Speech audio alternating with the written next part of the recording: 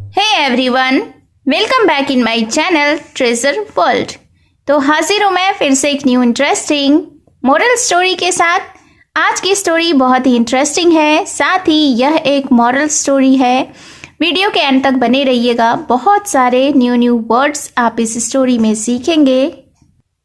इसके साथ ही स्टोरी को रीड करना और इंग्लिश वर्ड्स के करेक्ट प्रोनाउंसिएशन के बारे में भी सीखेंगे। तो स्टोरी स्टार्ट करने से पहले अगर आप इस चैनल पर न्यू हैं, मेरी वीडियो को पहली बार वॉच कर रहे हैं, तो मेरे चैनल ट्रेजर वर्ल्ड को सब्सक्राइब ज़रूर करें और जो बेल का आइकन दिख रहा है उसे भी प्रेस कर दें ताकि मैं जब भी वीडियो अपलोड करूं तो इसका नोटिफिकेशन आप तक पहुंच जाए। और अगर आप मुझे फेसबुक पर वॉच कर रहे हैं तो फॉलो करना ना भूलें। तो चलिए स्टार्ट करते हैं आज का यह इंटरेस्टिंग मोरल स्टोरी। आज के स्टोरी का टाइटल है ब्रेड ऑफ लेबर। ब्रेड का अर्थ होता है रोटी, ऑफ यानी कि का, लेबर यानी कि मेहनत या परिश्रम। तो शीर्षक का अर्थ हुआ मेहनत की रोटी या परिश्रम से कमाई गई आजीविका। So let's begin the story. Once a saint with his two disciples went to a village. Once का अर्थ होता है एक बार।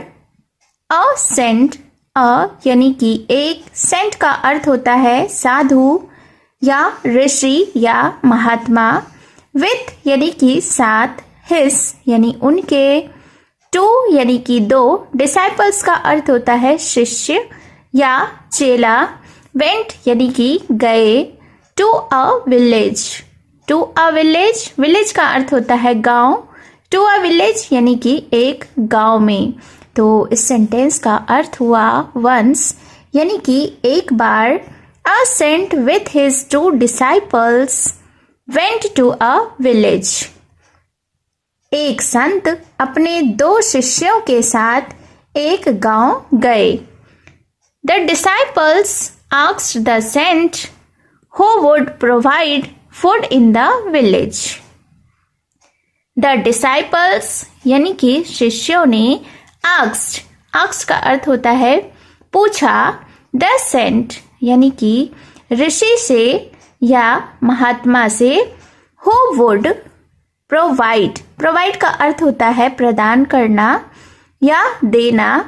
who would provide यानी कि कौन देंगे या कौन उपलब्ध कराएंगे, फूड यानी कि भोजन, इन द विलेज यानी कि गांव में। तो इस सेंटेंस को फिर से समझते हैं। The disciples asked the saint who would provide food in the village यानी कि शिष्यों ने संत से पूछा कि गांव में भोजन कौन उपलब्ध कराएगा। Just then, a carpenter named Kalo came and invited them in his home. इस सेंटेंस में कुछ ग्रामेटिकल मिस्टेक है, तो पहले मैं उस मिस्टेक को सुधारूंगी, उसके बाद इस सेंटेंस का हिंदी मीनिंग बताऊंगी। तो यहाँ पर in his home यह रॉन्ग है, यह गलत है, क्योंकि जब किसी को बुलाने की बात हो तो सही प्रपोजिशन टू होता है। तो यहाँ पर टू हिज होम होगा, तो सही सेंटेंस हो जाएगा just then a carpenter named Kalo came and invited them to his home. तो इस सेंटेंस के वोकैब्युलरीज को देख लेते हैं। जस्ट देन यानी कि तभी, अ कारपेंटर, अ यानी कि एक, कारपेंटर का अर्थ होता है बढ़ई, नेम्ड यानी कि नाम था कालो।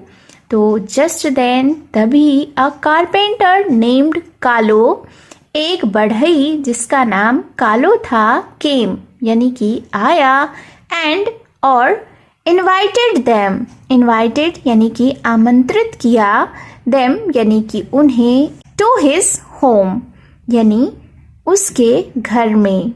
तो इस सेंटेंस को फिर से समझते हैं कि just then a carpenter named Kalo came and invited them to his home यानी कि तभी कालो नाम का एक बढ़ई आया और उन्हें अपने घर में आमंत्रित किया या उन्हें अपने घर में बुलाया। कालो thought, let them take rest till he earns money for their food.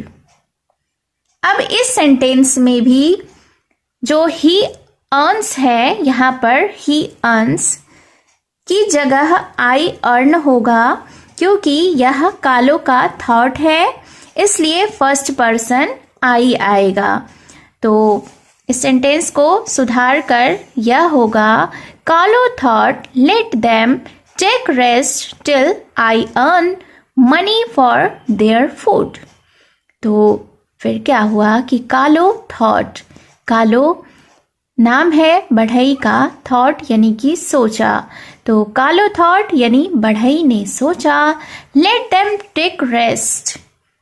Late का अर्थ होता है करने दो या रहने दो, देम यानी कि उन्हें, टेक, टेक का अर्थ होता है लेना या करना, रेस्ट यानी कि आराम, टिल यानी जब तक, आई यानी कि मैं, अर्न का अर्थ होता है कमाना, तो टिल देन आई अर्न यानी तब तक मैं कमाऊं मनी, मनी यानी कि पैसे, फॉर यानी के लिए, देयर फूड, देयर यानी कि उनके लिए, फूड यानी कि भोजन। तो इस सेंटेंस को फिर से समझते हैं, कालो थॉट यानी कालो ने सोचा, let them take rest till I earn money for their food, यानी कि उन्हें आराम करने दो जब तक मैं उनके खाने के लिए पैसे कमा लूं। Kalo went to a rich merchant's home. Kalo went, went यानी कि गया, टू अ रिच, रिच का अर्थ होता है धनी या अमीर, मर्चेंट यानी कि व्यापारी, मर्चेंट्स यानी कि व्यापारी का, होम यानी कि घर। तो फिर क्या हुआ, Kalo went to a rich merchant's home, यानी कि कालो एक धनी व्यापारी के घर गया। दैट डे यानी उस दिन, the merchant had organised a banquet for the whole villagers but Kalo didn't eat. अब इस सेंटेंस में भी थोड़ा ग्रामेटिकल मिस्टेक है, तो हम उस ग्रामेटिकल मिस्टेक को सही करेंगे। यहाँ पर द होल विलेजर्स नहीं होगा, ऑल द विलेजर्स होगा, क्योंकि ऑल द विलेजर्स इसलिए होगा चूँकि विलेजर्स प्लूरल है, इसलिए ऑल द विलेजर्स सही है। तो इस सेंटेंस को सही करके यह होगा कि that day the merchant had organised a banquet for all the villagers but कालो didn't eat। that day यानी कि उस दिन, the merchant यानी कि व्यापारी, had organized यानी कि उस दिन व्यापारी ने आयोजित किया था या रखा था, organized यानी कि आयोजित किया था, a banquet, banquet का अर्थ होता है दावत या भोज, for the whole villagers, for यानी के लिए, ऑल विलेजर्स यानी सभी गांव वालों के लिए, बट लेकिन कालो डिडंट ईट, लेकिन कालो ने खाना नहीं खाया। तो इस सेंटेंस को फिर से समझते हैं, that day the merchant had organised a banquet for the whole villagers but Kalo didn't eat, यानी कि उस दिन व्यापारी ने सभी गांव वालों के लिए दावत रखी थी, लेकिन कालो ने खाना नहीं खाया। इन द इवनिंग कालो returned home with flower and vegetables from his village. His wife started cooking. अब इस सेंटेंस में हम लोग फिर से ग्रामर पॉइंट पर फोकस करेंगे। यहाँ पर यह सेंटेंस जो है, इन द इवनिंग कालो returned home with flower and vegetables from his village, His wife started cooking. अब यहाँ पर वर्ड वेज का मतलब होता है मजदूरी, कमाई या पैसे। तो यहाँ पर वेज से सेंटेंस सही नहीं बन रहा, तो करेक्ट सेंटेंस होगा इन द इवनिंग कालो returned home with flour and vegetables. With his wage, his wife started cooking. In the evening यानी कि शाम में कालो returned यानी कालो वापस आया, home यानी कि घर, with flour यानी कि आटा के साथ, and vegetables और सब्जियों के साथ, with his wage यानी उसके कमाए हुए पैसों से खरीद कर। his wife started cooking. his यानी कि उसकी, wife का अर्थ होता है पत्नी, started यानी शुरू की, cooking यानी कि खाना बनाना। तो फिर इस सेंटेंस को समझते हैं कि शाम को कालो अपनी मजदूरी से खरीदे हुए आटे और सब्जियों के साथ घर लौटा। उसकी पत्नी खाना बनाना शुरू की। Meanwhile, the servants of the merchant were asked whether all the villagers had eaten or not. Meanwhile का अर्थ होता है इसी बीच या तब तक। The servants यानी नौकरों ने, of the merchant यानी व्यापारी के, were asked यानी पूछे गए, whether यानी कि क्या, all का अर्थ होता है सभी, the villagers यानी गांव वाले, had यानी चुके थे, यह एक हेल्पिंग वर्ब है, eaten यानी खा लिया और या नॉट नहीं। तो इस सेंटेंस का अर्थ हुआ कि इसी बीच व्यापारी ने नौकरों से पूछा कि क्या सभी गांव वालों ने खाना खा लिया है या नहीं। Then they came to know that a saint and 2 disciples were still ravenous and sleeping in Kalo's house. Then का अर्थ होता है फिर या तभी। They came to know यानी उन्हें पता चला, that कि a saint कि एक संत, and 2 disciples और 2 शिष्य, were still यानी अभी तक थे, ravenous का अर्थ होता है बहुत ज़्यादा भूखा, and sleeping और सो रहे थे, in Kalo's house कालो के घर में।